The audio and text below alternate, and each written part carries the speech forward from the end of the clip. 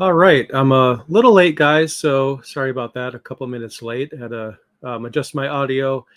I'm hoping you guys can hear me before we get too far into the live stream. Just let me know if you guys can hear me okay. Let's see what comments we have so far.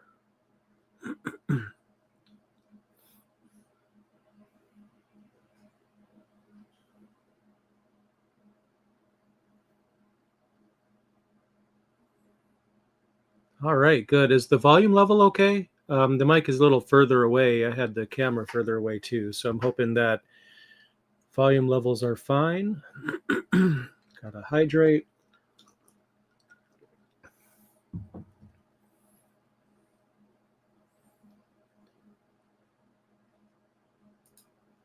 And that's definitely inspiring. The fact that somebody with 40 years of experience, actually, I meant to show this one, 40 years experience can find value in my content. That means a lot to me. So that's really cool. Cool. All the way from Kenya. That's really neat. I love the fact that my content and reaches people all over the globe. I think it's really cool. It gives me a chance to talk to people that I wouldn't normally have a chance to talk to. So that's neat.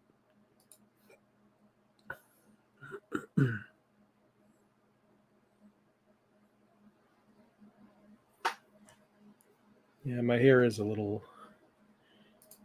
Why does my hair look like hay? Yeah, it's a little dry lately. Sorry about that. Bad hair day. It happens. Usually, I spend a lot of time before I get that going. Anyway, so St. Petersburg, Florida.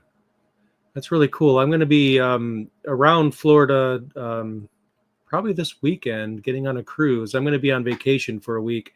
I'm going to try to get some content scheduled ahead of time so that way there's no lapse in content. I have like 4 videos recorded with 2 more being recorded today before I leave. So definitely getting that going. But I love Florida.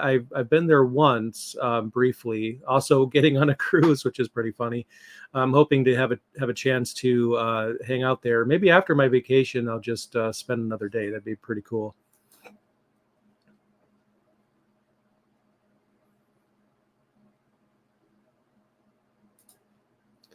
All right, so you're automating things with Bash. That's really cool. What kinds of things are you automating? I'm really interested in that. Automation is probably one of my favorite things ever. I need to adjust my chair a bit here. Yeah, I know I'm a little close to the camera, but the desk space where I'm recording don't really have much in the way of room here. All right, we'll get into the questions a little bit more. I want to give some more people a chance to jump in here.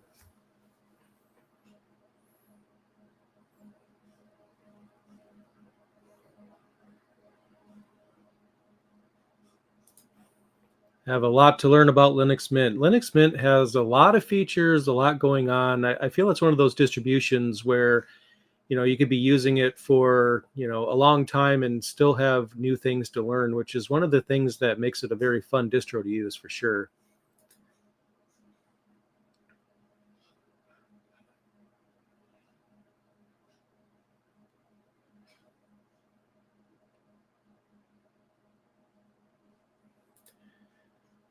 What do you think about Linux on laptops?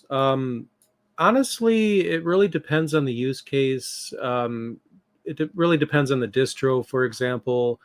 I think it's fine. I prefer AMD whenever possible, but the reality is, if you do any kind of streaming or video editing, NVIDIA is usually the way to go. Even though it's not my favorite, it's what I use because obviously I do a lot of streaming and a lot of video editing.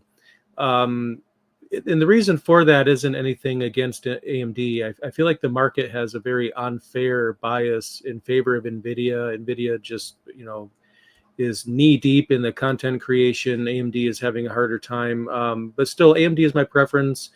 Usually, as long as you're using the actual NVIDIA driver, not the Nuvo driver, your experience would generally be better.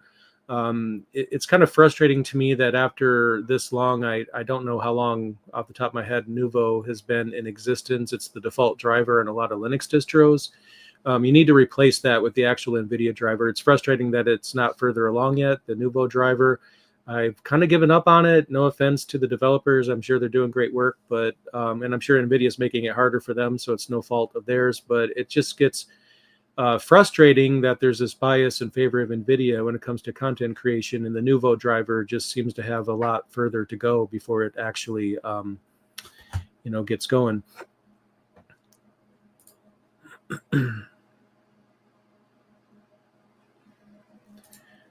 So why are there so many different ways of installing apps and packages in Linux? The short answer is because packaging in Linux is an absolute mess. It's something that frustrates me and infuriates me. We have universal packages, which is the answer. It's the way going forward. Flatpaks, app images, snap packages, and the like.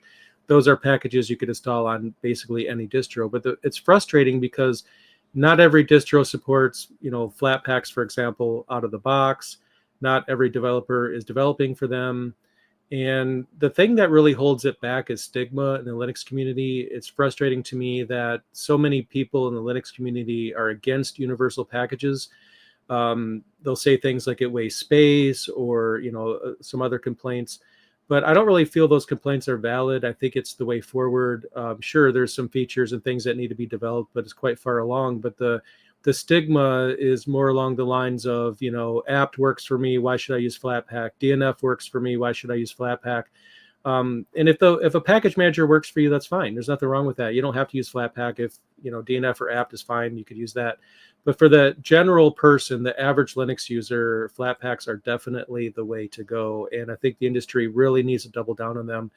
In my opinion, Linux packages should contain no apps whatsoever. I know that's going to trigger some people, but it's how I honestly feel. There needs to be a wall between user space and the system apps. Apt upgrade is fine. Linux kernel, the drivers and things like that are perfect for a package system. But the problem that creates is you can have a distribution that comes out like today, for example, and it has an older version of LibreOffice. And the only way to get that, a newer version, is to sideload that and update that. To sideload an application to get a newer version. And that's what people have to do. And I really think that distribution should double down on getting rid of these packages, the user apps out of the system distribution libraries or repositories, and keep those in universal packages. So that way people can, get those separate from the Linux system. Because I think it's just weird to me that the same repository where your libraries come from and your drivers come from also contain applications as well. And then what happens is, unless you're using a rolling distro, the versions of all the apps are going to be locked to older versions. And then the only way to get newer versions is to update your entire distribution to the next version. I mean, imagine if you tell Mac OS users, for example, that the only way to get newer apps is to wait for the next version of Mac OS. I mean, Mac users would lose their heads over that. They would not tolerate that for a minute. And Windows users also can get the latest versions of whatever apps they want by just going to the the Microsoft Store, or just downloading a setup.exe. Windows users, you know what I'm talking about. If you want to download an app, you just go to the website, you download the setup file for it, you install it, and you're done. Linux distributions like Debian and some others expect you to wait for the next version of the entire distribution to get your newer apps. And that's never made sense to me. And I agree, it's an absolute mess. Universal packages will definitely be the answer. Again, there's a little bit more development that's needed, but for the, when it all comes down to it, I think that's the way forward.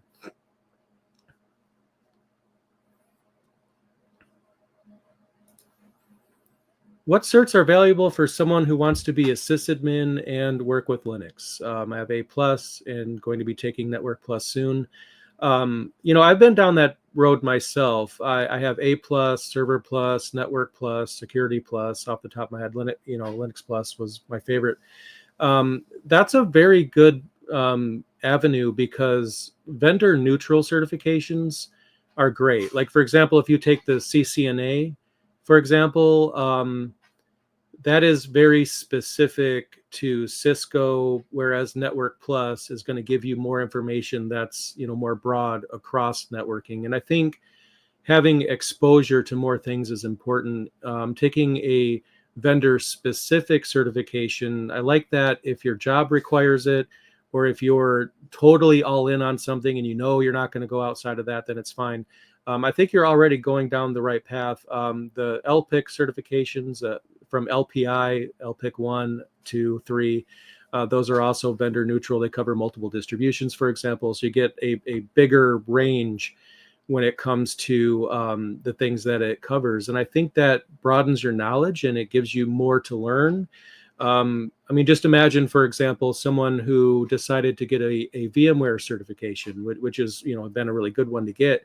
And nowadays with Broadcom upping the price and companies all over the place dropping VMware, I mean, just imagine if you work that hard for a certification just for the vendor to make a bad decision and then the company stop using it, then that invalidates your certification because now you have a certification for something that's not being used. If you get a distribution specific certification, that's great. But what if that distribution goes away or they make a bad decision and then companies stop using that distribution? Then you might feel like your investment isn't as valuable in that case. So going through the CompTIA certifications is a great idea because that's going to encompass more, for example. So I would go with the vendor neutral certifications. In terms of Linux, the LPIC certifications are great.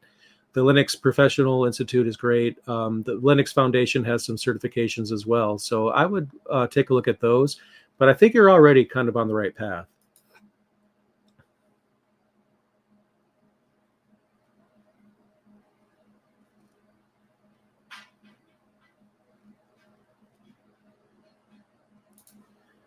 I'm new to Linux and people say that it can run on a toaster. Is it that lightweight? Yes and no. The thing is, when you run a full Linux distribution on your computer, it's a full-on operating system. I mean, you have a file manager, display manager, desktop environment. You have all these apps. It's not uncommon to download an ISO image for a Linux distribution that's 1 to 4 gigabytes or something like that. And obviously, something that big isn't going to run on a toaster. I know what you mean by toaster. It runs on pretty much everything. But when it comes to embedded Linux, which is very stripped down, the Linux kernel itself can run on anything. But that doesn't necessarily mean you could run a full Ubuntu desktop on your toaster unless you have a really good one, or a fridge for that matter. Usually the vendors, what they do is they download the Linux kernel and they kind of make their custom distribution, so to speak, that has just the things that are required for that appliance. So if you have a smart fridge, for example, if it might be running Android, it might be running a stripped down Linux kernel. And they spend a lot of time tuning this. I worked at a company a long time ago that developed a physical GPS unit for rental cars, which was really cool. And they didn't download Debian or Ubuntu or Fedora to do that. They downloaded the Linux kernel. They managed it, that they coded how it starts up, the different things that are enabled. It was a lot of work with a team of a bunch of people to strip it down that much. So I think what that means when people say Linux can run on anything means that, yeah, it can. Companies can use it. They could download the Linux kernel. They don't have to sign up for the Linux kernel. They don't have to pay for it, although they should donate to Linux in general just to show support for that. But it just because it can doesn't mean that you can just download it and run it yourself. However, people that get into embedded Linux, for example, they might like that kind of thing, like trying to get it to run on something. So it kind of depends on what your experience is. And some distributions can be very heavyweight and take a lot of hard drive space. Each distribution is different. For example, if you run Ubuntu, that might be heavier than running something like Crunchbang, which is using a window manager, which is a smaller desktop environment, so to speak. So I think that's kind of what that means. All right, what's the best way to install a Linux operating system? So this is something that I say a lot, and I think a lot of people that have been following me for a while have heard me say this probably a dozen or more times. You should try all distros in live mode. You should never, ever, ever, ever install Linux on anything unless you test it in live mode first. Live mode is basically like a demo environment. You run it off a flash drive. It doesn't change anything on your computer. And you could test your Wi-Fi, your video card. If you have multiple displays, you can make sure both of them work. If you have a printer, you can make sure that works. A scanner, you could test that. You could even run games on it. Live mode is going to run things a bit slower than if you install it on your actual computer. But the point is, you can test everything. And then once you know that that Linux distribution works with your computer in particular, then you build that confidence, and then you can go ahead and install it. It's weird because a lot of people don't seem to know that live mode exists. They'll, you go on Reddit, for example, you'll see someone saying, I installed Linux on my computer and now my hardware doesn't work. Nothing works with it. And my rebuttal to that is, why did someone install Linux on their computer before they verified that it actually works on that particular computer? And the only thing I could think of is that maybe a lot of people don't know live mode exists. Now, it is possible that every once in a while you could have something work in live mode that doesn't work when you install it. However, that's extremely rare. Like 95% of the time, or some arbitrary high percentage, you're going to catch every incompatibility. You might try one distribution on your computer and maybe it doesn't work all that well. But then you try another one and then everything works, which is kind of common. So you test the distributions out and then find out which one works better on your hardware in particular. Now, earlier there was a comment about Linux running on anything. That's true, but it doesn't run on everything. Now, what I mean by that is you have a Windows computer, for example, where Dell, HP, Lenovo, or whatever, they basically test the computer they're selling with the operating system they're selling on it. So they'll test it with Windows. They'll make sure the webcam works, audio, all of that. But if you install Linux on a Windows computer, the onus is on you. You become the QA, basically. So that's kind of the thing I recommend, is to try live mode first, and don't despair if things don't work out quite well for you, because you could try another distribution and then everything works. It makes a really big difference.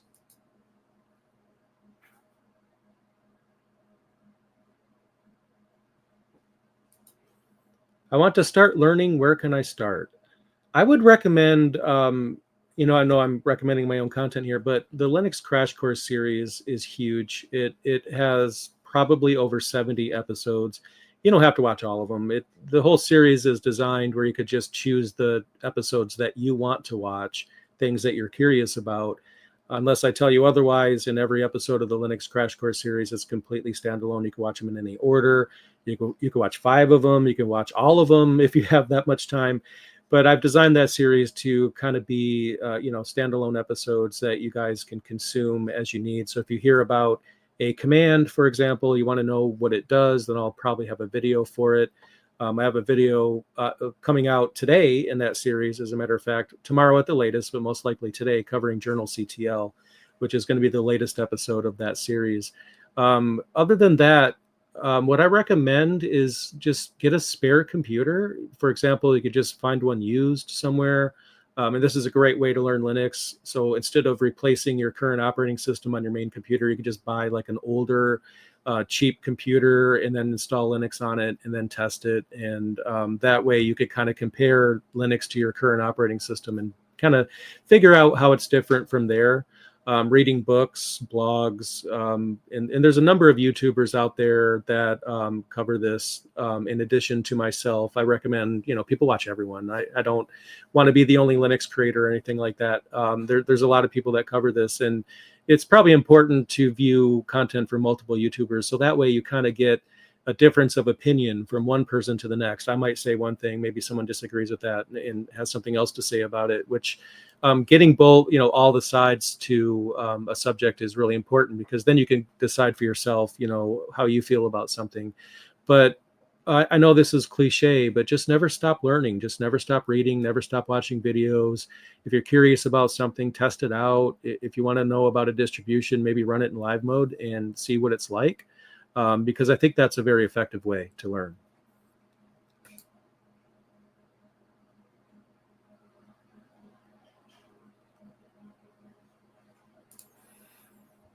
Oh, thanks for your kind words. So when it comes to new Linux users specific to, DevOps and working in the field, I would say you really do want to know Bash. I have a Bash scripting series, which will teach you a lot. I think it's generally expected, even non-Linux sysadmins, people that manage only Windows systems, they're going to hit a Linux system every once in a while. I mean, I think even the most hardcore Windows shop is going to have that one app or that one service they need to run that that runs on Linux, and they have to know it for that reason. But in your case, you want to be more focused on Linux, which is pretty cool. Bash is very important to use, to learn. You should know a package manager for at least 2 distributions. Usually apt and DNF will cover quite a few distros. So you learn how to install packages. It's important to know how, the directory structure. You don't have to memorize it or anything like that, but knowing the common directories, like where user files are stored, where log files stored, and things like that goes a long way. Just general command line syntax will work as well. And then from there, you kind of just branch out into your specialty. Now, DevOps implies, probably using automation solutions. For example, Ansible is a great one. I have a course on Udemy that covers that. I also have similar videos on YouTube for free that do the same thing. I would say Ansible is probably the most common. Now, sometimes you might start working at a company and they may not use Ansible. Maybe they use Puppet or Chef, which are alternatives. In that case, decision for what automation system they want to use, then I think at that point, you got to use whatever the company's already decided on. And a lot of times when you work at a company, you're not the first Linux administrator. Maybe you're joining a team that already has people on it, or maybe someone retired and you're replacing them, for example. In that case, the software stack is pretty much already chosen. So I think that's, that could kind of point you in a specific direction. But if that's not the case, you could kind of branch out with the things that interest you. And I think automation with Ansible would be a great way to learn that.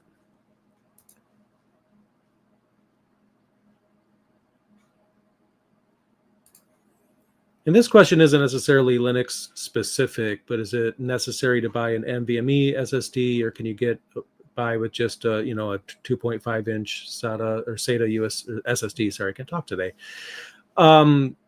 You could get by. It's fine. It really depends on what you're doing. In my case, editing video, I need fast storage. I'm just not the type that wants to wait for anything. I want everything to be fast. So for me, NVMe only. That's just what I do. But for general computing usage, I mean, SATA SSDs are going to be a bit slower, but I mean, you're still going to get somewhere in the neighborhood of like 500 megabits a second or something like that, depending on which one you buy. That's pretty good. And Linux is going to run very fast on that. You will see a performance boost from NVMe, but I think what you're doing with the computer is going to matter. Now, for example, if you're a gamer, you'll notice that your games are loading faster on NVMe, but does that matter really? I mean, if you have to wait 10 more seconds for a game to load, is that so bad? You might save some money by going with the SSD route. I would say NVMe is required for specialized, situations. But in regard to you in particular, I mean, depending on what you're doing, I think it's totally fine. I mean, I got by on normal SSDs for quite some time. All right. And this person, Amir, you want to know about coding. What do you recommend? I recommend Python. Well, actually, you're asking whether you should learn programming at all. If you're curious about it, I would learn the basics. Whether or not you go hardcore into it and learn a ton, it kind of depends on, is this something you feel like you're going to do every day? The thing is, Linux administrators, they might often know Python, but they often don't. They might not even know a programming language, and that's totally fine. Many don't. I mean, I don't know what the percentage is. There's some that do, some that don't. The people that understand development in programming languages, even at a basic level, when it comes to DevOps, working within a development team, even if you're not writing the code yourself, you get an idea for what the developers are going through and what they're doing and how they're doing it. So it helps you talk intelligently with them about, I'm compiling software, they might say, and you know what that means if you're looking into programming and what exactly they're doing. In some cases, programming can be very beneficial to DevOps, like Ruby, for example. If you're using an automation solution that uses Ruby syntax, might be a good idea. Python is a lot of fun. I would say just, poke around at programming languages and then see how you feel about it. You got to feel like this is for you. This is fun. This gets you going. If you find after trying it out for a while that it's dry, boring, and it just isn't really doing it for you, then you got to really focus on what's fun, unless there's a company requirement that forces you to learn that. Flat packs are nice, but the storage space. I have to respectfully disagree with you. I feel like the storage space, because the thing is, Flatpak does use more storage space, but I feel like that's a problem for not one single person, because nowadays you could buy an SSD like 500 gigabytes for 20 to 30 US dollars. So we're not hurting for hard drive space. And using 10, 20, or even 100 extra megabytes does not factor into anything at all. I think that the benefit we get from flat packs is very good. It gives us the experience that we should have had a long time ago.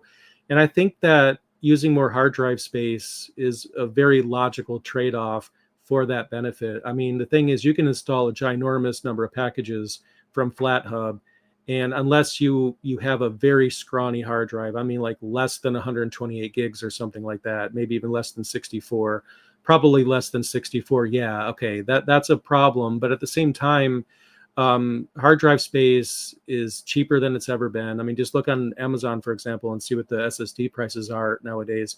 Obviously, NVMe's are more money, but I think we need to ignore that and just accept that's the case.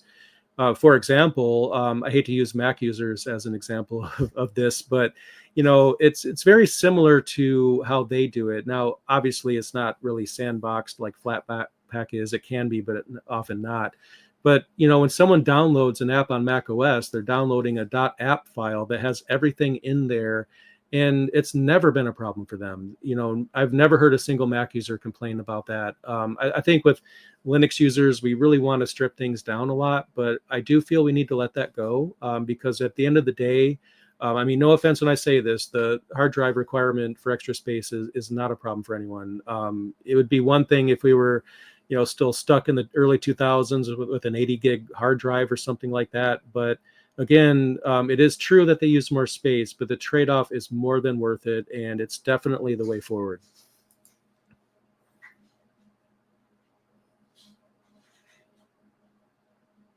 Let's see what else we have. What skills do a cloud engineer and DevOps engineer? What should you learn there? I would kind of focus on more than one cloud environment. Now, I don't mean you have to pay for more than one cloud service, but there's a big difference between like AWS and DigitalOcean and Akamai/Linode, for example. Some cloud providers end up being very stripped down. And then some end up having, like AWS, everything in the kitchen sink. When I was certified in AWS, I think there was somewhere around 60 different services. And obviously, you don't have to learn all of them. You just have to learn the ones that are important to you. But one thing to understand is that, and this is why I recommend, at least poking around with two of them, is because the mentality is different between one cloud environment to the next. For example, AWS, Amazon Web Services, is heavily focused on treating your server like cattle, not pets. What that means is the goal with AWS is to have servers that could just get deleted right now. Like something goes wrong, a server goes down, and then with auto healing, it can spin up a new server and replace it automatically for you. And AWS sometimes literally will delete your servers. And this might be kind of surprising for some of you that haven't used AWS. Like, for example, when I used it, I'd get an email that says there's a problem on the host. We're going to delete your server in 7 days or something like that. So you need to back it up. And that might offend some people, and I get it. But at the same time, the whole mentality around AWS is that all of your servers should be disposable. You should have auto healing, auto scaling, things like that running to kind of automatically spin up servers and take them down. So you shouldn't really be deterred by that. But then when you look at Azure and other solutions, it's like a virtual machine approach to cloud, because in that sense, it is about keeping your servers around and keeping them there. Like Linode or DigitalOcean, I have never had a situation where they say they're going to delete your server. If they have a problem on the host, they might tell you that they're going to do a reboot of your server in a few days, unless you do it yourself sooner. So it's really different between one to the next. Now, individual skills, it kind of goes in line with Linux in general. You should know the command line, the basics at least. Bash is fine. ZSH is popular too, but when it comes to Bash, um, you really do need to just know the basics. And from there, it's learning the basics of the cloud platform that you're using, how to spin up a VM, back up a VM, create a template of a VM, learning auto scaling and auto healing. Even if you're not using AWS, I still recommend that mentality, because if you can survive a server going down and then things automatically reprovision and then come back up, I think that feels really good. It's really cool to have that security.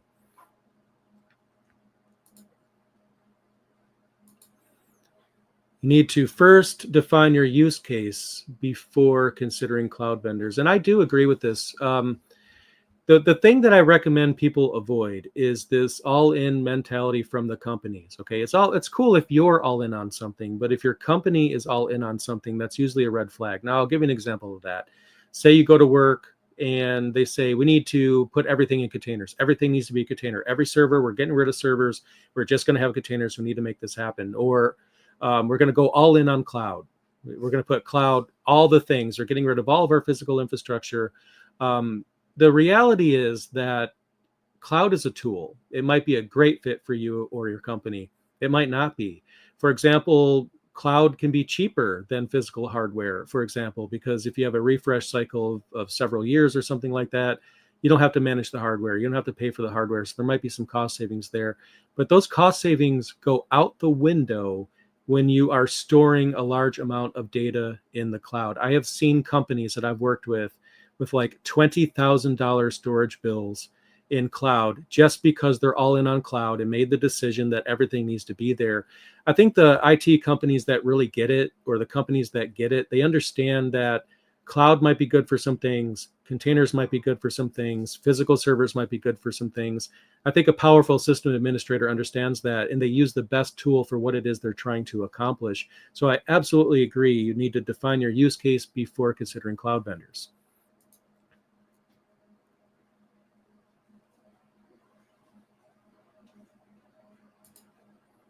Why doesn't DaVinci Resolve ship with H.264? Honestly, I didn't know that. I use DaVinci Resolve. I just paid for it. On my end, I'm a company, so I understand not everyone can afford that high mark of entry on that. It is a little annoying. It's surprising that I think at one time they didn't allow you to render in 4K without paying for it. I'm pretty sure now they do for the free version, and then it's 8K you have to pay for. So there's features behind a paywall, and that's frustrating. One benefit though is that you only have to pay for it once. Um, there's a little trick you can use to get DaVinci Resolve Studio for a cheaper price that I like to recommend to people. DaVinci Resolve makes this speed editor, which is like this small little keyboard with a wheel on it, which is, I like it a lot. Some people may not like it, and they might look at this keyboard and decide, well, I'm never going to use that. But the thing is, if you buy that, you get two licenses, at least when I bought mine, you get two licenses for DaVinci Resolve. And yes, you're paying a little bit more than you'd be paying for DaVinci Resolve by doing that. But here's the cool part. If you don't plan to use that speed editor, you could sell it on eBay and get some money back, and you'll end up getting DaVinci Resolve for less. So you'll get a little bit of a reimbursement if you don't use the speed editor. Now, I personally like the speed editor, but it's just one of those tricks. Like I mean, you pay just a little bit more than it costs for DaVinci Resolve, and you get the speed editor. Okay. It almost doesn't make sense not to just buy the speed editor, because it's just a little bit more money. And if you don't have a little bit more money, you could just sell it to someone else who would make use of that. And then you can, I'm just guessing when I say this, but you might be able to get like 150 or a little bit more back just by selling it on eBay. And then you end up getting Studio for cheaper. But I agree. DaVinci Resolve can be a little frustrating on Linux, especially considering they have this bias towards Rocky Linux. There's nothing wrong with Rocky Linux, especially if that's your distro of choice, but they don't really do much to make sure that DaVinci Resolve works on other distributions. But it does work on other distributions. I've installed it on many distributions. But then the problem is, if you pay for it, and you call them for support, it's like, are you running it on Rocky? Oh, no, I'm running on Debian. No, we don't want to talk to you because that's not supported. That's one of those things that you might run into. So I do agree there's some frustrations with DaVinci Resolve for sure. Thanks for all of the content. You know what? I appreciate that. I really do enjoy making content. It's a huge workload, but it's fun. Part of the workload is just because of my attention to detail, and I like to try to make everything look better than it needs to. I could probably dial down the quality, and it'd probably still be just as good. But I do it because I have a lot of fun, and after over 10 years of this, I think over 12 years now, I'm losing track of the years that the channel has existed. It's been incredible, and I appreciate each and every one of you.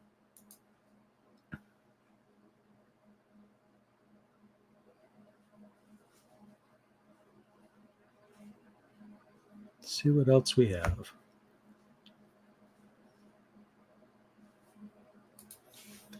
Is it a good idea to run hardware enablement in Linux Mint? My short answer is, if it works for you, if you're having no problems, then just leave it alone, right? Sure, you could have some additional benefit by running a newer kernel and drivers, which is what it gives you. The reason why this exists is because the problem with Linux distributions is that you have to use a Linux distro that's of the age of your hardware. For example, if you buy a computer today at Best Buy, okay, and you run Debian, which was released a couple of years ago, the most recent version of Debian Stable off the top of my head, Debian Stable can't know about hardware that was released in the future. So it's unlikely that it's going to work well on that hardware if the hardware itself is newer than the distribution. But hardware enablement enables you to have is upgraded drivers and an upgraded kernel, which can support that newer hardware. So for example, if you were to buy a brand new GPU today, even if your computer is an older one and then you decide to buy a newer GPU, that GPU might not work. With a hardware enablement stack enabled, then it gives you that extra benefit that it most likely will work because it's going to support newer hardware. And this is often the case when, for example, AMD releases a new video card and you need to get that supported. But then again, if it works fine for you, then I would just leave it well enough alone. But if you think you're going to upgrade your hardware at any point, it might just make sense to install the HWE component.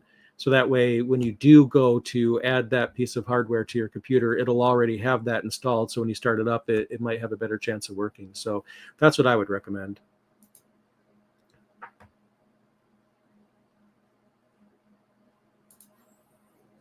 In Linux Mint 22 and beyond, it follows Ubuntu's hardware enablement. And I think that's a good thing. I meant to mention that with the previous comment. It's not specific to Linux Mint. Ubuntu has been doing this for a very long time, and I think it's what sets Ubuntu apart from Debian. I mean, don't get me wrong. I think I like Debian more than Ubuntu personally. I definitely use Debian. I don't really use much in the way of Ubuntu anymore for various reasons. But and one of the reasons why I often recommend Ubuntu over Debian is because they release newer versions more often. With Debian Stable coming out every several years or so, there's this big gap in hardware support to where I say Debian has some of the worst hardware support of any distribution on the planet. Now, I'm not saying Debian is bad. I love it. I absolutely love it. It's what I use, or one of the ones that I use primarily. But I really do get annoyed that they don't do a better job with supporting newer hardware. They do have backports. Sometimes they put packages in there. Sometimes they don't. With some distribution cycles, it's good. Other times, it's just lacking.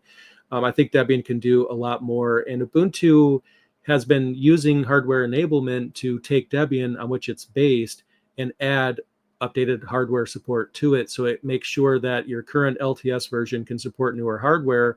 Whereas, like I mentioned earlier, if you go to Best Buy today, buy the newest, latest, greatest Windows laptop, and then install Debian on it, it's probably not going to work. It's just the reality of it. Now, what people generally do in Debian is they'll use testing or unstable, which is not recommended because it's not going to get it doesn't have the focus on security updates that Debian Stable has. So you do get less security. And then other people will run a mixed Debian system. They'll install Debian Stable, and then they'll add packages from testing, which is not supported and often breaks things. But if you do it and it works for you, that's totally fine. But I think that Linux Mint and Ubuntu both, they just do a better job of supporting hardware than Debian and some other distributions do. So I think that's a great point to bring up.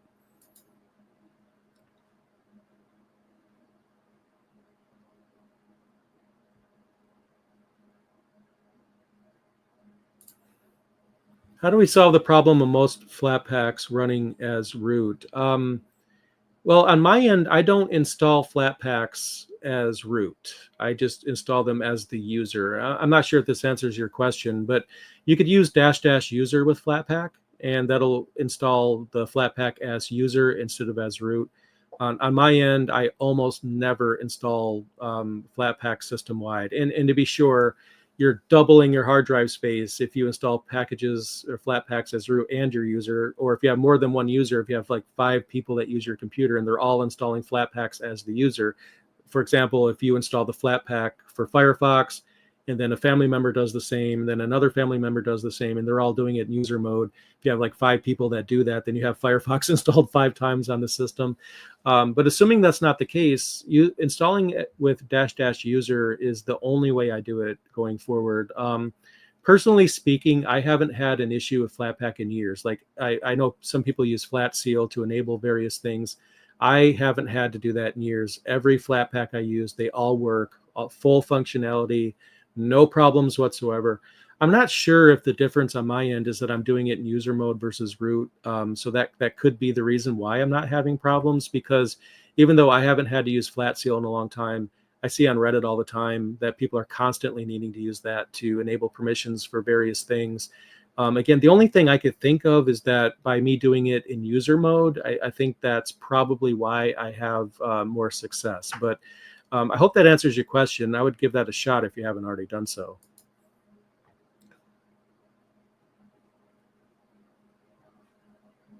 All right, one moment. Welcome, Steve. Great to have you. So happy to have a new member on my channel. Thank you so much. I appreciate it.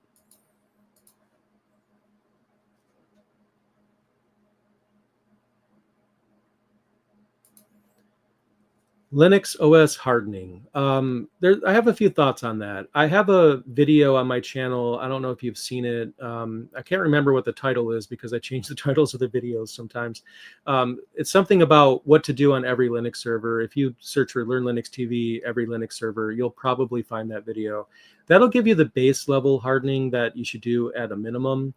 The next thing I recommend is Lynis, Lynis. You could download it for free. There's a paid version as well, but you could just use the free version to do a full system scan, and it'll give you a lot of information about what you can do to harden your system. Probably more information than you would ever need, and it's going to be overwhelming because I think on one of my systems it gave me like 100 recommendations. Now some of them are very benign. A lot of them are very benign. Like it might flag you if you don't have a message of the day that tells people that they shouldn't connect to your server unless they're authorized to do so, which is a common message that companies use. If it doesn't see that, it's going to flag that. Now, honestly, the presence or absence of that doesn't really impact security all that much. I think the focus is on policy. But what you can do is look at the output when you run a full system scan. And each one you could just decide for yourself, like this makes sense. I want to implement that, or maybe it might flag something else that you don't really care about. So I would definitely do that for sure.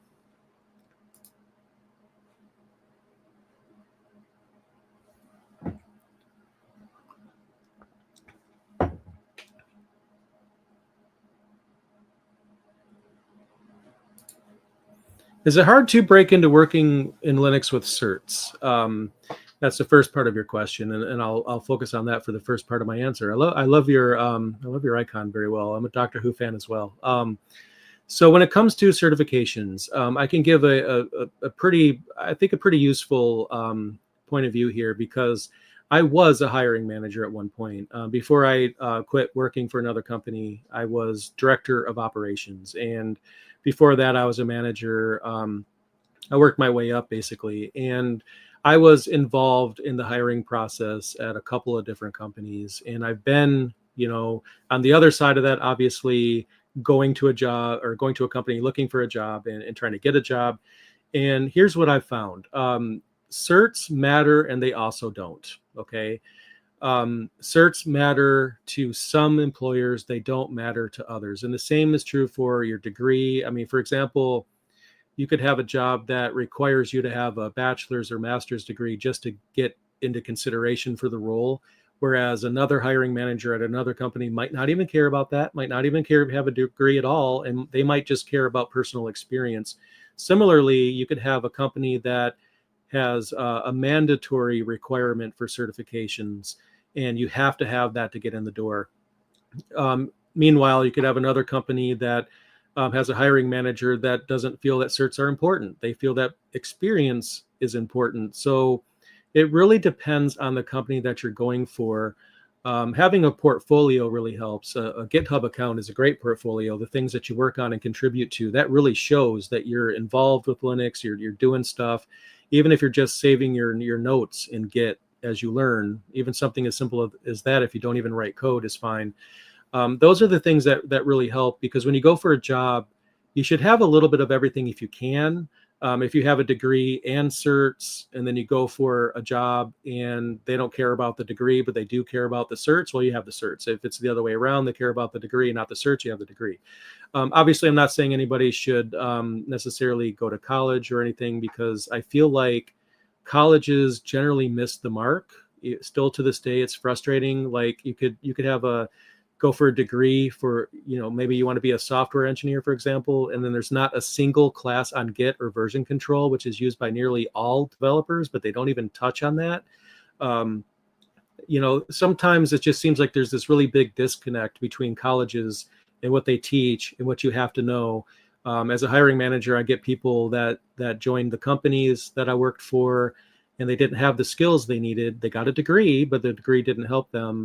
The last time I looked at some degree programs for various colleges, they just kind of missed the mark. So a lot of times that ends up being, just a barrier to entry. I know you're asking about certs, but it kind of goes hand in hand.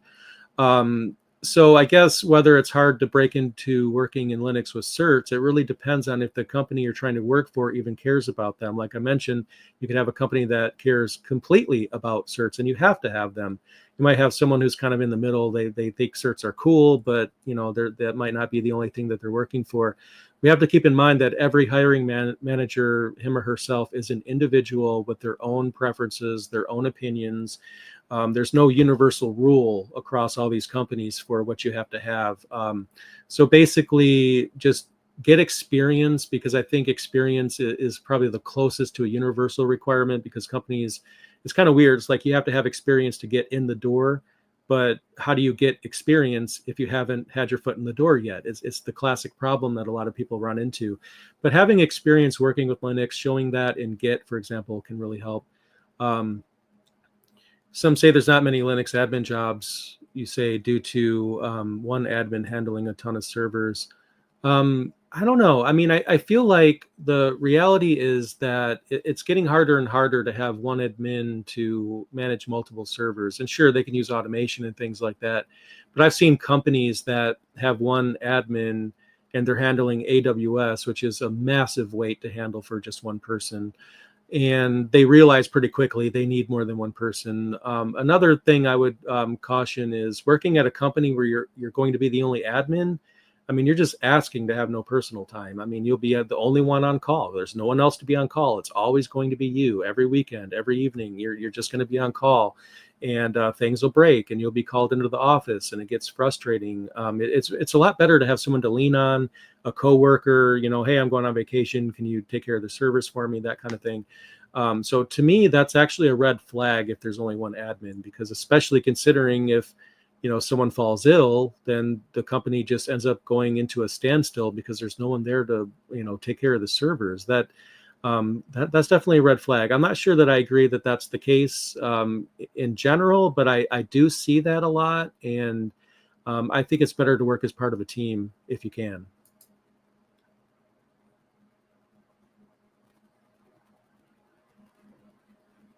All right. Sorry, just getting caught up, guys.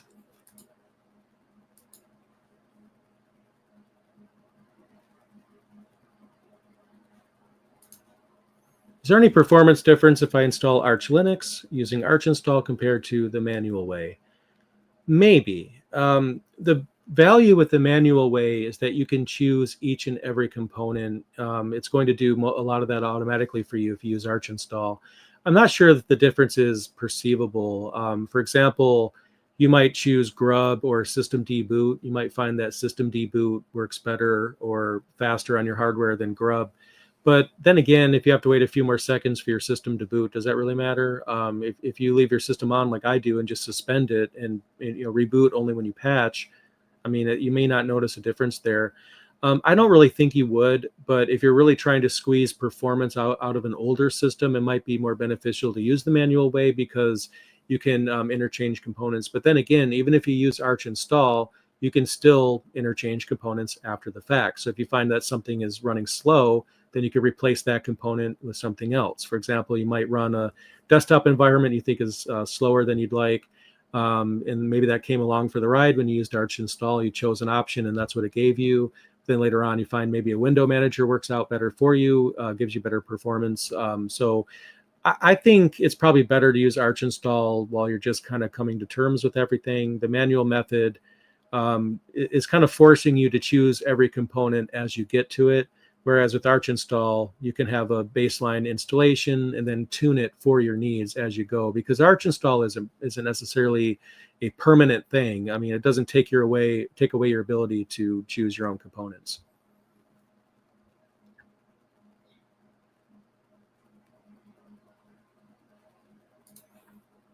Is there a GUI for uninstalling software in Fedora 41 KDE?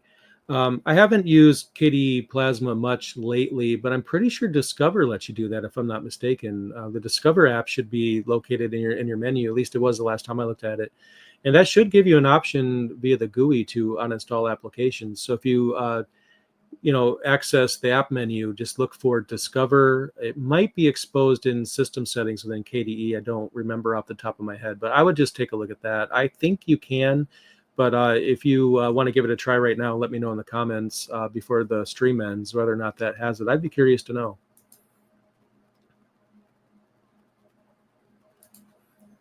I want to build a home lab for fun, but can't find many reasons to do so. What do you use your home lab for?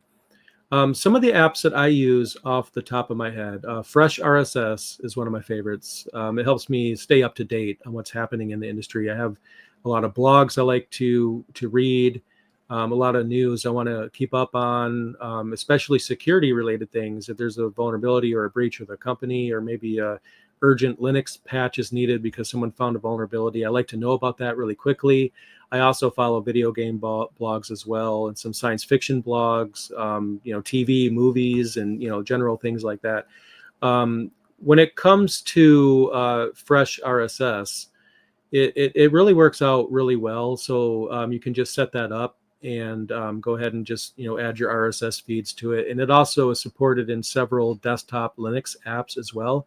You could use Fresh RSS in a browser, or you can use an app. I just use it in the browser. I forget which ones, but I know for a fact GNOME has some applications, and other operating systems, even Mac OS has the ability to grab articles from Fresh RSS. And in that case, Fresh RSS ends up being your single source of truth when it comes to reading the news. If you mark an article read, it's read everywhere. So it helps you keep track of which articles you've read and which ones you haven't, because it syncs between, well, actually everything syncs to Fresh RSS. So if you have a desktop client, mark a story read, it'll be read there as well.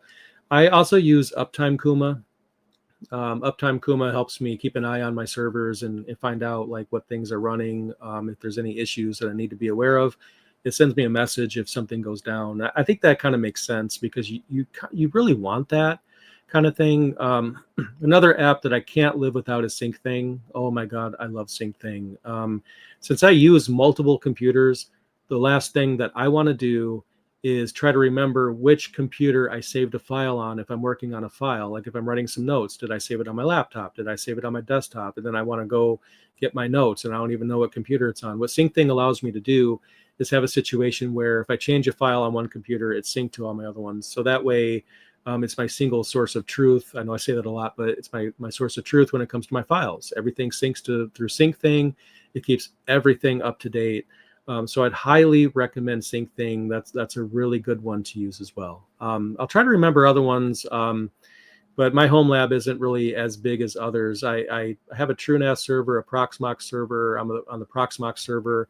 I have a SyncThing VM that actually saves everything to my TrueNAS. The TrueNAS backs up everything to offsite, so I keep a copy of everything. But definitely check out Fresh RSS and SyncThing. I think those two apps right there would probably add a lot of value if you're not already using them.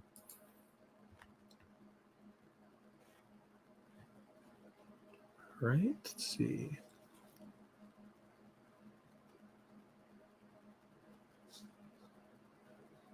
All right, bear with me. Just going to get caught up here. What else do we have?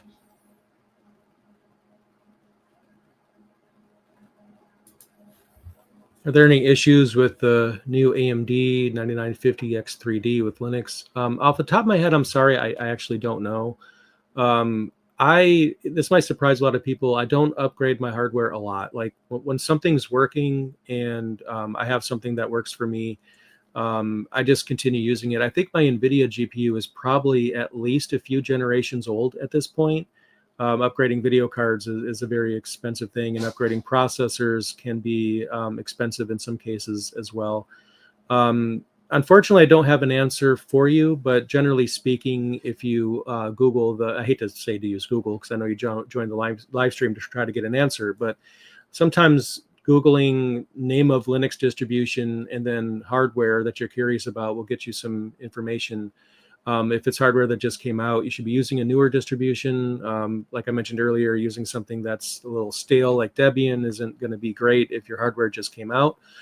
So just keep that in mind. But yeah, this might surprise a lot of people. When I have hardware that works, I use it until it doesn't. And then when it gets too old and too slow, then at that point, I go ahead and update it. So.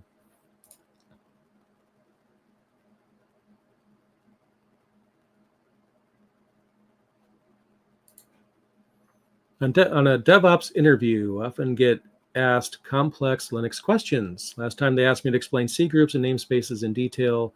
Where can I learn Linux to that depth? Honestly, I think you dodged a bullet when it comes to that company because I really don't like that. Like, as I interviewed new employees, I didn't care if they could explain Linux in depth or not. Okay. Yeah, I might ask some more general Linux questions like what is a distribution or something like that. But what I'm more interested in is when someone doesn't have the information, how they would go to get it. Okay. And that's very important because they're sending the wrong message. Nobody memorizes everything, not one single person. Like, just to give you an idea, if it's a command or something that I don't use every day, I will consult my own videos. I will actually pull out my own book that I wrote myself, and I will flip through it to try to remember how I did something, because the reality is there's no capability for the human brain to memorize everything about Linux. You'd be wasting your time if you tried to do that. Obviously, you should learn as much as you can comfortably and, expand your knowledge as much as you can. But if a company expects you to be a human dictionary when it comes to Linux, I think they're sending the wrong message. I mean, if someone could accomplish that and have everything memorized, and they just can't work well, or they have other issues, or they just can't find information when they don't know something because they spent all their time memorizing things. I think you could try to answer those questions, but at the end of the day, if you can't, you just say, like, I'm going to consult the man pages on that. I know where to find the information when I need it, and I'm very fast at getting the information when I need to learn something or need to know something or do something. I think that's great. When it comes down to it, though, I don't like those questions because I feel like they're sending the wrong message. If I was trying to hire somebody, I would never do that. I would literally never put them on the spot like that. So I don't think that's okay. So again, still learn as much as you can, because you do want to talk intelligently about things. But the reality is, again, I get asked all the time. People are like, how do you memorize everything? I memorize a lot, but there's a lot that I don't. Again, if I don't use something every single day, then I forget. Just like during this live stream, someone asked me about uninstalling software in KDE Plasma. Okay. And I mentioned Discover is how I'm pretty sure it's done. It's been a long time. See, if you were to watch one of my videos covering Plasma, I probably told you exactly what to do. But I don't remember that because, that was a while ago. And unless I'm using Plasma every day, I'm not always going to remember everything about it. And that's just being human. Honestly, that's just how it is. I know how to get the information if I want to. If I'm curious about this, I might even do this after the live stream. I might spin up a live image of KDE Neon just because I'm curious. Okay, I wasn't able to answer that question. How do I get that information? Well, that's how I get that information. I can spin up the live CD, the live image, and check out KDE Discover and confirm my suspicions are true that that's how you do it. But again, it's impossible to memorize everything. I feel like people are set up for failure if they think that they're supposed to memorize everything. Just do the best you can. That's literally all you can do.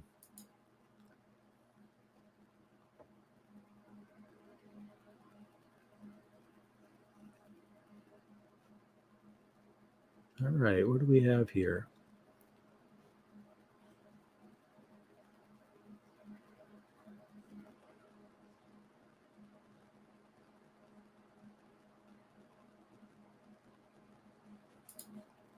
Now, here's an example where Debian might be a good fit. I think people from this live stream might feel like I hate Debian, which is, again, not the case. I love it. I think it's great. It just has, in my opinion, the worst hardware support of any distro. However, when you install Debian on an older computer, almost everything's going to work. I mean, if you have an old i7, as long as the hardware is older than the distribution you're installing, you'll generally have a good experience, assuming that it supports your hardware. But they make live images of Debian.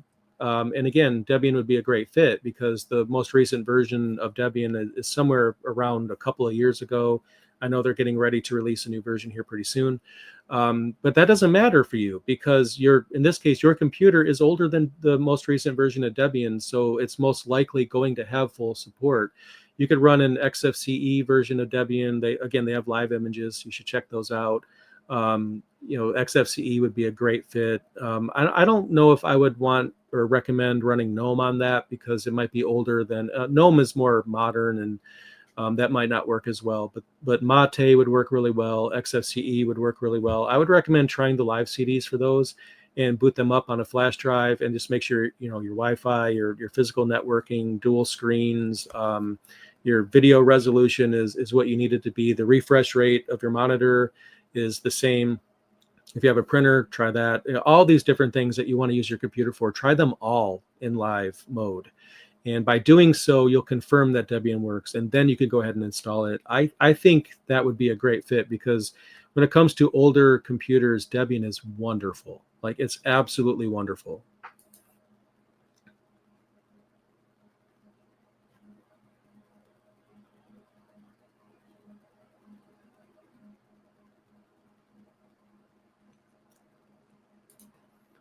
Do professionals really use PowerShell core in Linux? Speaking from my own personal experience, I have never met a single Linux person at all that uses PowerShell in any capability. Now, I'm not necessarily saying that no Linux users use PowerShell. It could just be a coincidence. Maybe I just so happen to run into all the Linux people that don't use it, but I have yet to meet one. I've used PowerShell on Linux a long time ago, just because I had like a one-off requirement for a company I was working with where they wanted, they're running mostly Windows systems and they wanted something coded. Personally speaking, I just don't run into these people personally. I'd be curious if anyone else in the audience might, have worked with someone who is using PowerShell in Linux, but it's really hard for me to see PowerShell on with Linux users as being a prominent thing if I'm not meeting anyone. Obviously, it's possible that people just don't happen to mention it. It's not like I'm asking them directly, but it never comes up in conversation. I've never had that come up. So I would just take that with a grain of salt, though. That's just my personal experience, but it's just that I just don't run into these individuals.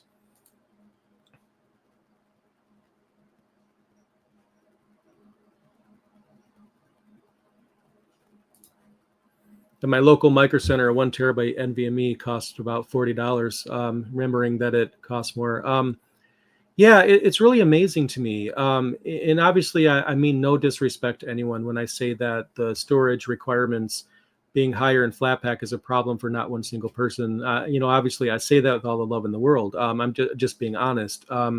If you could buy a 1 terabyte NVMe for $40, then there's really no reason whatsoever to forego Flatpaks, for example, because of the extra storage space. Because when it all comes down to it, it's really not that much different. And if you install a bunch of things, it's just not going to matter. But more to your point, though, because you didn't even mention Flatpak. I think I'm on the Flatpak train today. But it's pretty incredible being able to buy a 1 terabyte NVMe for $40. I haven't had to buy an NVMe in a while now. I think the last NVMe I bought, because all of mine still work, was an 8 terabyte NVMe that I use for editing.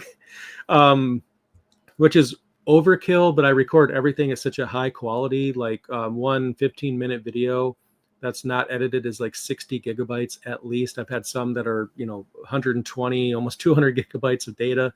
Obviously, nobody needs to crank the size or the quality up as much as I do, but I paid a lot of money for this 8 terabyte NVMe because I want to say, like, I don't even want to say what I paid for it. It was probably 3 or 4 years ago. So you can just imagine how much I paid for that. And nowadays, the price is going down. It's becoming more and more affordable. And I think that's great because, like nowadays, I remember when a computer game would install like 100 megabytes, 200 megabytes, and then later a game I thought was heavy at 1 gigabyte for an installed game, and then later on 4 gigabytes, and then nowadays on PlayStation and even on Steam on Linux, it's like I look at like I think Mortal Kombat 1 was like I want to say that was 60 gigabytes or something. Don't quote me on that. It's crazy. I mean, these games are taking up all this space, but I'm happy to see that the hard drive prices are staying pretty consistent because nowadays you could buy a game system and only be able to install 5 games on it before you fill it up. It's incredible. So I'm just so happy to see that hard drive prices are falling. What's your opinion on FreeBSD and BSD in general? Unfortunately, I don't have much of an opinion, so I really can't speak as intelligently. I use BSD somewhat. I mean, pfSense, for example, is BSD. TrueNAS up until recently was BSD, but I'm so fixated on Linux that I kind of stay in that world. And it's no disrespect to BSD or anything like that. I know a lot of people that love BSD and they have a great time with it, and they'll speak very happily about that. But in my case, that's why it's Learn Linux TV. In a way, I wanted to communicate that that's what my focus is on. And I think that's just been the case for a long time. I think a lot of that too has to do with the fact that covering Linux and making the content that I make, the downside of it is it's really hard for me to have time for anything else. I think the worst part about that is I don't really get a chance to consume content from other YouTubers that I enjoy. Like Veronica Explains is one of my favorites, and I haven't had a chance to watch one of her videos in a long time. No offense to her. It's just I spend 8 hours creating videos, and then by the time I'm done, there's just not that much time left. I'm hoping that I'll have more time to kind of dabble with BSD. I think that'd be a lot of fun. But unfortunately, right now, I just don't feel like I have an opinion that you'd find valuable on that.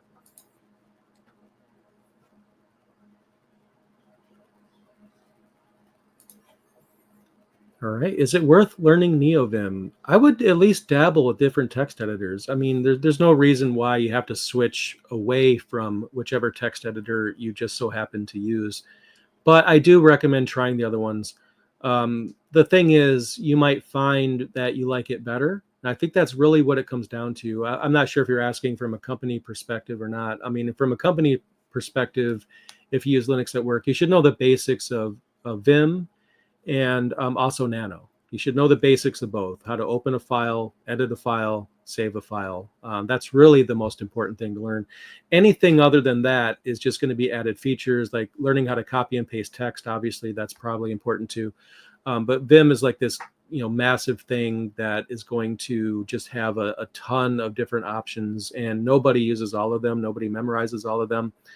However, I think it's a great idea to dabble, even if it's just like, you have a few hours to kill in an afternoon. Just try another text editor. If you don't really care for it, maybe it's just not for you, but you might find that you like it better and you'll end up switching. So I think it's always a great thing to test new things.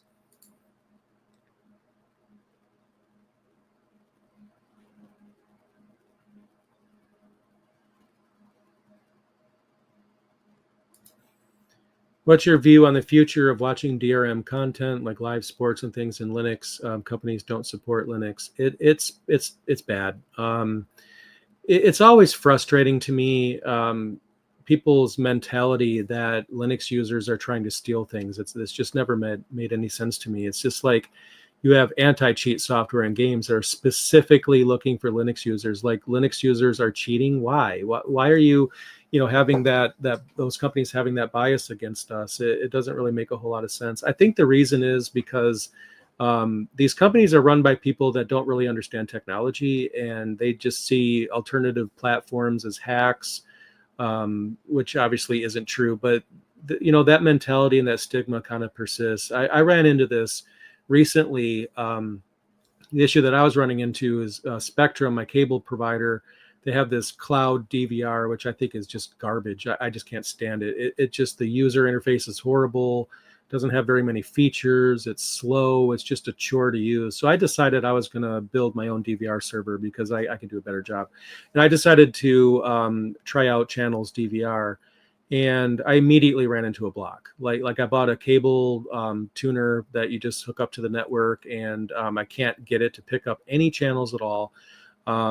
And then I find out that you could use TV anywhere within channels to bypass that, which is what I did.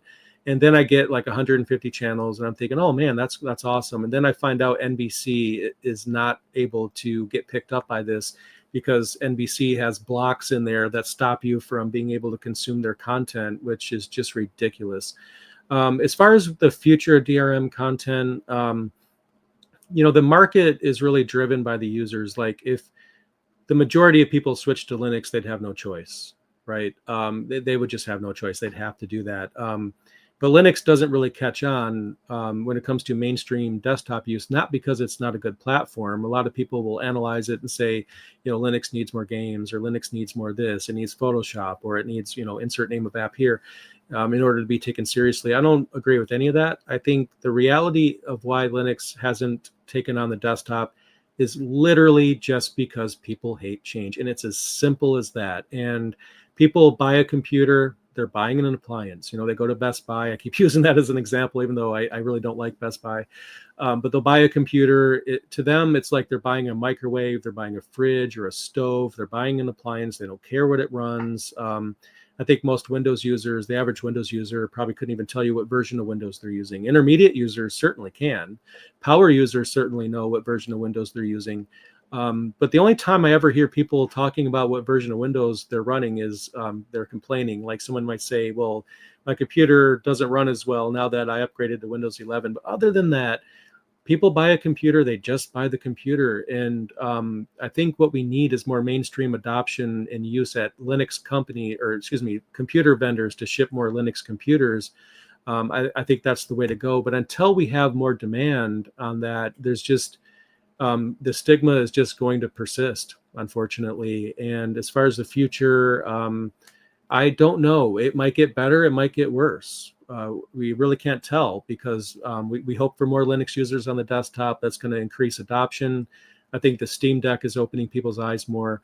But it really kind of just depends on that. And anytime a company doubles down on anti-Linux technologies or DRM specific things, it just bothers me at this point. But it also doesn't surprise me either. Like whenever I hear a news story, someone is banning Linux or something, I'm like, of course they are. I mean, it's another news, it's like it's March 27th. It's just another day. But that's just kind of the way it is. I think the more Linux adoption we can get, the more they'd be pressured to support this. But while the numbers are low, there's really not a lot we can do.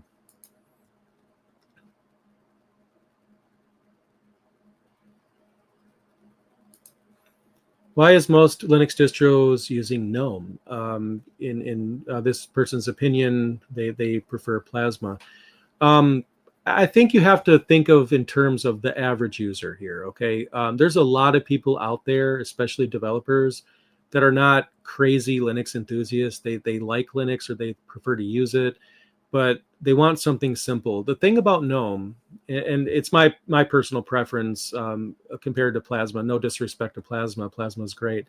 GNOME has less customization. Plasma has way more customization. There's just a lot more you could do with Plasma. But the reality is, a lot of people don't want that. Enthusiasts definitely want that. But the average person that uses Linux, they just want to install a distro, launch their apps, run their apps, and they don't really like some people don't even change wallpaper anymore at this point. And GNOME is made for people that just want to use their desktop environment as is. They just want something that's generally accepted, that does all the things, they can launch applications, and that's really all they're interested in. Um, so for those people, and there's a lot of these people, that's why people are going to focus on GNOME because it hits home for way more people. One of the things I like about GNOME is that it stays out of your way. When I full screen an application, for example, there's no panel unless you're using Ubuntu. They add a panel, but there's no panel except for the one at the top. Most of my screen real estate is used for that application, and the system controls stay out of my way. The application menu stays out of my way. Other than that bar at the top that has the date and time, for the most part, that's really the only thing you see in GNOME. So I could focus only on what I'm doing, and I don't have to, deal with, things running in the background too much. I think that hits home for a lot of people. But if you're not that kind of person, if you love to customize your desktop, if you love to tweak things, you're not going to like GNOME. People install a lot of extensions in GNOME to add capability, but my opinion on that is if you are a GNOME user and you have to install a ton of extensions to use it, GNOME is just not for you. Okay. I feel like at that point, people are making GNOME into something that it's not. On my end, when I use GNOME, I like no extensions. I like just GNOME, nothing added to it, nothing changed. I just use it, and it works out well for me because sometimes, especially being as busy as I am, I just want to get in the Linux system. I want to do my work and get out. But then again, lots of people, especially enthusiasts, they love to customize things.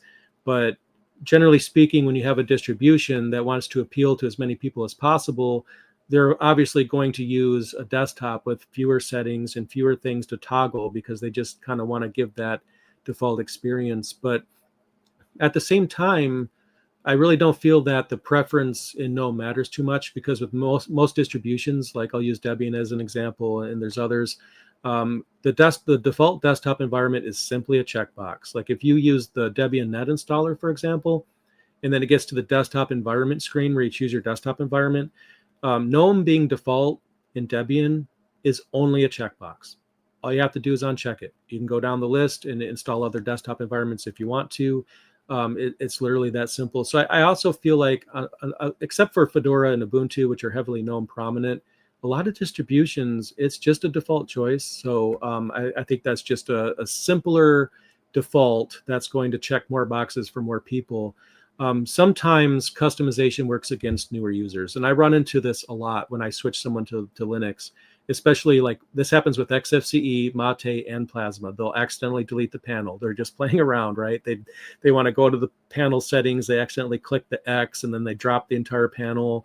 Or XFCE, they drop the top panel. Mate, I've had people that accidentally just deleted everything, and they only have a desktop with icons, and now they can't even launch applications, and they get frustrated because they don't know how to get that back.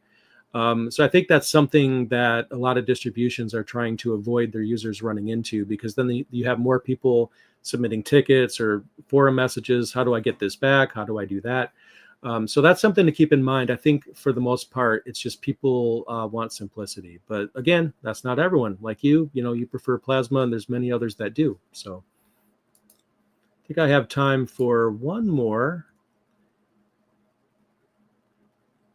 There's so many comments, and I apologize to anyone I didn't get to. There's a lot of people watching this. I appreciate you guys.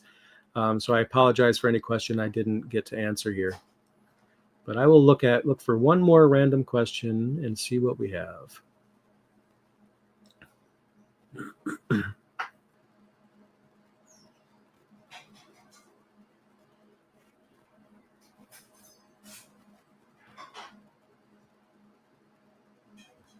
Bear with me. There's so many to choose from here.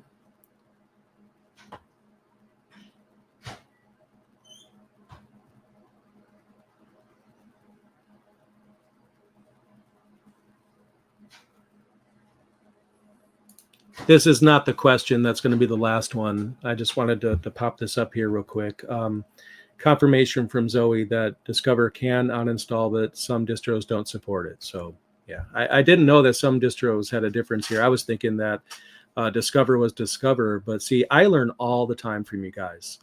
So I appreciate that.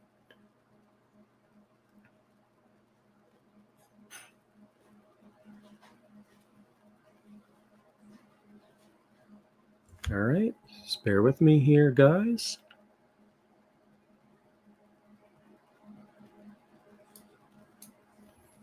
Aren't live images a bit worse on performance than actually installed on an OS? Absolutely.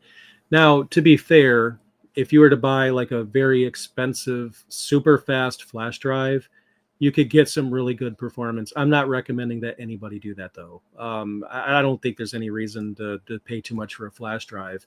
So most people are just going to buy a flash drive. They're just and they're most of them are going to be slow, and that's just the way it is. I don't recommend anyone use live images for too long. But if you take the performance hit out of the equation and just focus on the things that are important to you, then I think that'll give you a good idea if live images work, or that Linux distribution is going to work. And there's several reasons why we want to use live images. It's not just for testing your hardware. Sure, like I mentioned earlier, you want to install Linux, you should test your hardware in live mode, but you're not testing the performance though. Okay, you're probably going to want to ignore that part and just understand that it's not going to be as fast. But the focus is on the hardware support. That's what you really want to focus on. But another thing that's really important about live media is troubleshooting. So if you have a setting, or not a setting, but if you have an issue on your computer, something's really not working right, what you could do is boot into live mode, install that piece of software on that same hardware, and try to reproduce the problem. If you're not able to reproduce the problem in live mode, then it's a setting in your installation that's the problem, and you can kind of differentiate that better. So live images can be a great troubleshooting tactic. Another thing that I use live images for is data recovery.